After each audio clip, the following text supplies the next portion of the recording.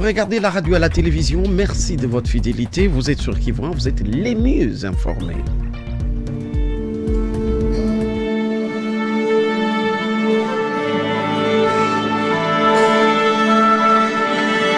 Voici Kivu 1, les titres du journal. L'eau manque cruellement dans certains quartiers de la ville de Goma, comme Majengo, Mapendo, Keshero et Nyabushongo. Le directeur provincial de la Régie des eaux est conscient de cette pénurie dans les quartiers éloignés de Goma, mais dénonce aussi les raccordements frauduleux de la population en complicité avec certains agents de la Régie des eaux. Toujours à la une aujourd'hui sur Kivu 1, dans 13 jours sera organisé le deuxième tour de l'élection du bâtonnier du barreau de Goma.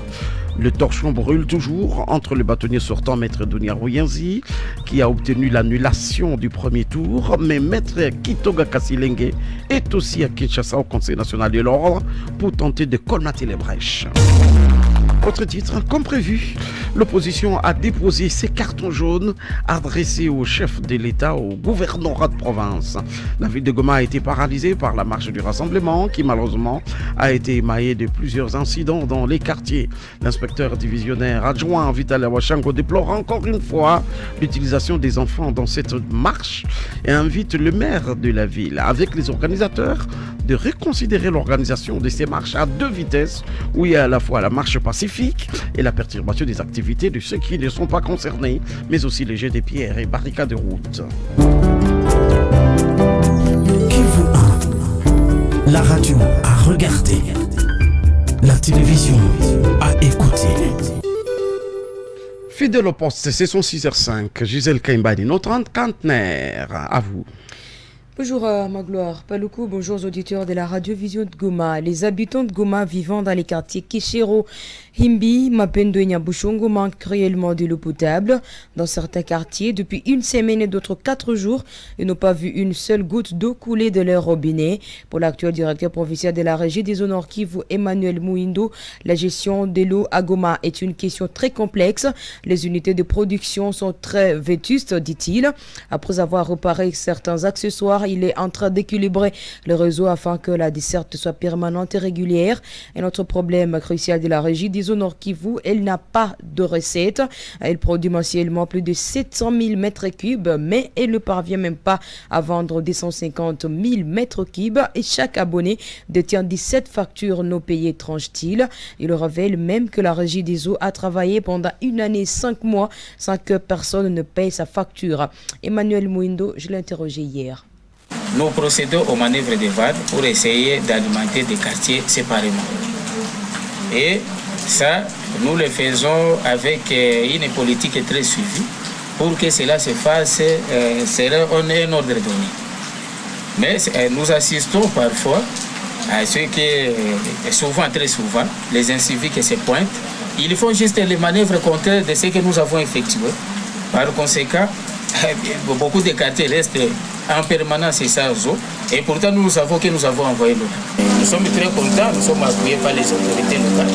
Le président de l'Assemblée provinciale a écrit déjà au commandant pour décourager ce genre de pratiques.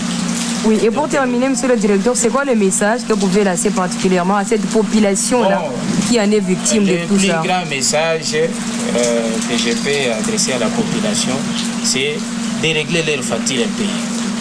Il n'y a pas ça comme problème, le problème de la desserte. Mais aujourd'hui, je vous dis que chaque abonné dans la ville de Goma ici détient 17 factures non payées. Madame, dites-moi, la régie des eaux a travaillé pendant 1 année et 5 mois et personne n'a payé la facture. Les activités ont été paralysées hier, mercredi 19 octobre 2016, à Goma pour 3 raisons essentielles. D'abord, il y a ceux qui ont répondu à l'appel du rassemblement de l'opposition qui est allé déposer de cartons jaunes d'avertissement de fin mandat du chef de l'État. Et ensuite, ceux qui n'ont pas ouvert à leur business par crainte de badauds qui étaient parfois obligés comme au grand marché de Goma et au quartier Madjengo. Et enfin, ceux qui n'ont pas travaillé par prudence et curiosité pour observer l'activité des opposants comme dans certaines entreprises au centre-ville, ici à Goma. À l'absence du gouverneur de province à mission, c'est son directeur de cabinet qui a accueilli une délégation des 7 partis politiques de l'opposition qui ont averti qu'après ce carton jaune, ils vont continuer d'autres manifestations après le 19 décembre 2016, au cas où le président de la République ne démissionne pas afin de les contraindre de quitter le pouvoir. Jean-Baptiste Kassekwa, coordonnateur des rassemblements Nord Kivu, n'a pas manché ce mot quand il remettait le panier de ses cartes jaunes au directeur de cabinet du gouverneur Gelé Paluku. Il est de ses propos recueillis par Moustapha Kemal. Étant donné qu'en province, le représentant du chef de l'État, c'est le gouverneur de province, c'est pourquoi nous sommes venus jusqu'ici.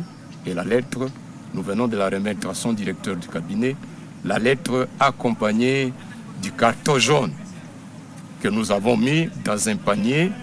Malheureusement, alors qu'il était convenu que chacun des manifestants, vous les avez vus, manifestants nombreux, chacun détenait son carton jaune, devait remettre ça dans ce panier-là. Curieusement, au point de chute, contrairement à ce qui était convenu, la police a décidé de disperser ces paisibles manifestants. Nous déplorons cela. Dans ce carton jaune, nous signifions donc au chef de l'État qu'il a encore l'occasion de préparer en douceur ce discours dans lequel il va annoncer la cessation du pouvoir. Mais dans le cas où il ne le fait pas, au 19 décembre, nous allons assiéger toutes les rues de la RDC. Et nous ne libérerons ces rues que les jours où il aura libéré le palais de la nation. L'inspecteur divisionnaire adjoint de la police regrette que les enfants soient toujours utilisés dans les manifs de l'opposition. Vital Awashango déplore le fait qu'après le dépôt des cartouches jaunes au gouvernorat, les enfants et autres badauds ont été utilisés pour barricader les routes, jeter des pierres aux policiers et c'est surtout sur le même axe comme au quartier Madjengo. Le patron de la police au Nord Kivu invite le maire de la ville et les organisateurs de ces manifestations à bien gérer leurs événements ou tout simplement à les reconsidérer. Il est en conversation avec Magloire Paluku. Je crois que la population doit réellement encadrer ses enfants, doit dire aux enfants que ce que les autres sont en train de faire, ce n'est pas bon. Les enfants aujourd'hui, on les fait sortir de l'école. Mais ils oublient que ces enfants sont les futurs de demain. Et les futurs de demain, ça se prépare aujourd'hui. Parce que nous sommes les fruits du passé. Et nous devons léguer à ces jeunes gens de bonnes choses. Aujourd'hui, je ne sais pas, au niveau de l'enseignement, nous sommes à combien de jours d'absence.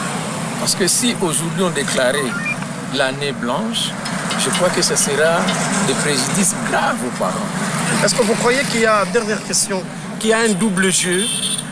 On dit que la marche est pacifique et puis les autres derrière vous jettent des pierres ou mettent des pierres, barricadent les routes. Je crois que il y a les encadreurs ou les organisateurs doivent mesurer les conséquences. Et s'ils ne savent pas encadrer, je crois que vaut mieux s'abstenir que de gérer ce qu'on ne peut pas gérer.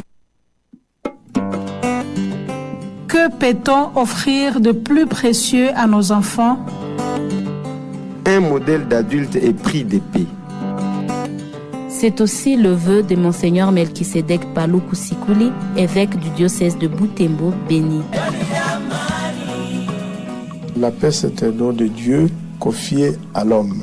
Donc l'homme doit accueillir ce don, le fructifier, se l'approprier et le faire sien pour l'autre. Le bien que vous voulez pour vous-même, il faut l'accomplir pour autrui. Ne faites pas à l'autre ce que vous ne voulez pas qu'on fasse pour vous. C'est du cœur de chaque homme. S'il a à lui et ressent à lui cette inspiration à la paix, il comprendra que c'est ça qu'il faut qu'il fasse pour l'autre, pour qu'il y ait la paix. Maintenant, je ne pense pas qu'il y ait personne qui veut la mort pour lui-même, pour la vouloir pour un autre, par exemple.